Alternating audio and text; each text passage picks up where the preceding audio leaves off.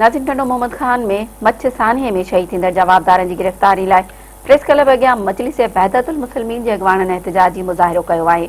उन हवाले सां ॾिसो था हफ़ीज़ मेमन जी ही रिपोर्ट। प्रेस क्लब टंडो मोहम्मद खान के सामूं मजलिस वहदत मुस्लिमीन पारां मच्छ सान्हे में 17 माण्हुनि शहादत ख़िलाफ़ एहतिजाज थी रहियो आहे। अचो त एहतिजाज कंदड़नि खां वीचार वठूं। असां बिलख़स जेको इहो वाक़े साने जो है कोयटा के अतराफ़ में वजूद में आयो है, इन जी पुरज़ोर मज़म्मत करूँ था। फ़कत इहा एतरे हवाले से चवण चाहियूं था त ही जेका आहिनि कंहिं मकतब ख़ास जा जेका आहिनि दुश्मन न आहिनि, बल्कि ही वतन अज़ीज़ जा दुश्मन आहिनि, पाकिस्तान जा दुश्मन आहिनि। उन्हनि खे बेदर्दी सां शहीद कयो वियो आहे। उन्हनि जो कसूर इहो आहे जो उन्हनि जो तालुक़ जेको आहे अहल बैत जे घराणे सां आहे। फ़क़ति अहल बैत जे घराणे सां तालुक़ हुजण जे करे उनखे बेदर्दी सां शहीद कयो पियो वञे।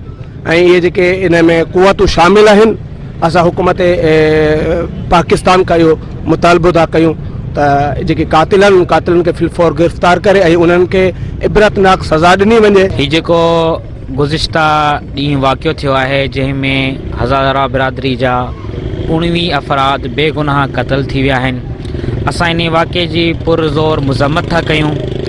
पाकिस्तान में इलाही अरसे खां जेको ॾिठो पियो वञे त शिया बिरादरी जेका आहे उन ते जेको आहे सो निशानो बणायो पियो वञे शिया बिरादरी खे।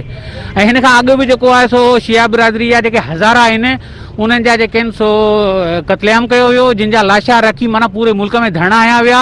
हींअर बि इहो वाक़ियो कयो वियो आहे, इन हवाले सां ई कयो वियो आहे। नाज़रीन, तव्हां मुज़ाहिरीन जा वीचार ॿुधा। कैमरामैन सफ़्तैन अली मेमन सां गॾु अब्दुल हफ़ीज़ मेमन, मेहरान टीवी न्यूज़, टंडो मोहम्मद खान।